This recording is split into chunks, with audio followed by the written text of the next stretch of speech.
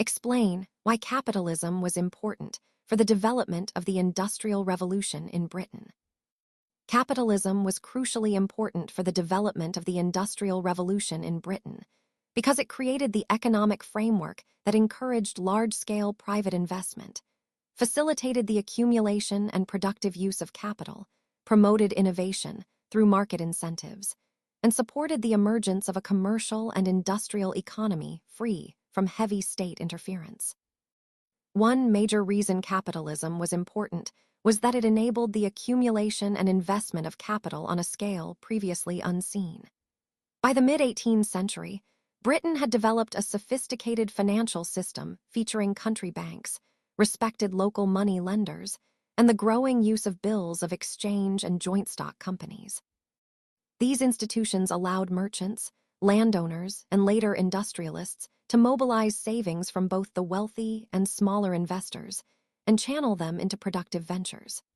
Profits from expanding overseas trade, including the triangular trade and colonial markets, and from agricultural improvements provided substantial capital surpluses that could be invested in new machinery, factories, and infrastructure.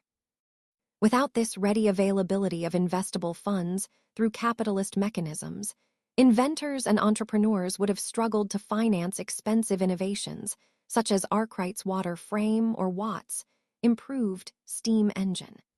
Capitalist investment was therefore essential to turn inventions into widespread industrial application.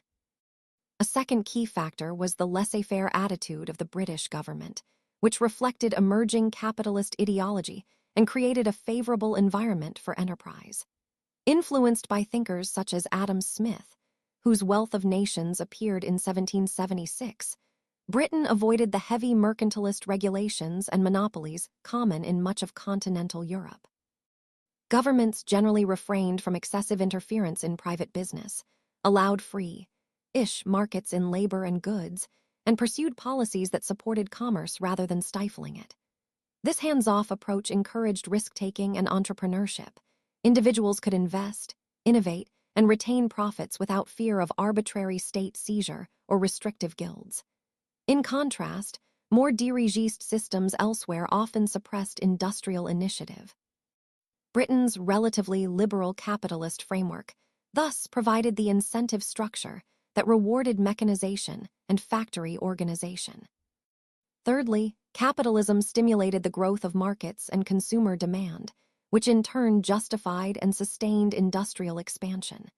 Capitalist trade networks, both domestic and international, created expanding markets for British manufactured goods, especially cotton textiles. The pursuit of profit drove merchants and manufacturers to seek cheaper, faster production methods to capture these markets.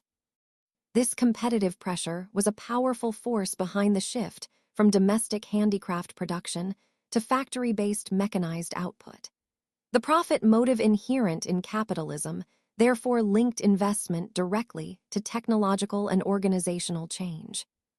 While capitalism was not the sole cause, factors such as agricultural improvements, creating food surpluses and releasing labor, abundant coal and iron resources, early mechanization, e.g. spinning jenny, water frame, and transport developments, canals, turnpikes, were also vital.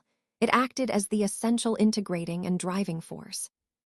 Capitalist institutions and values provided the finance, the incentives, the market pull, and the permissive environment that allowed these other elements to combine and produce sustained industrial transformation after C-1780. In conclusion, capitalism was important for the Industrial Revolution in Britain because it supplied the capital, encouraged entrepreneurial innovation through profit incentives, fostered competitive markets, and benefited from a relatively non-interventionist state, features that together created uniquely favorable conditions for rapid industrialization. Without the capitalist economic system that had matured in Britain by the 18th century, the other prerequisites would likely not have generated the dramatic breakthrough that occurred.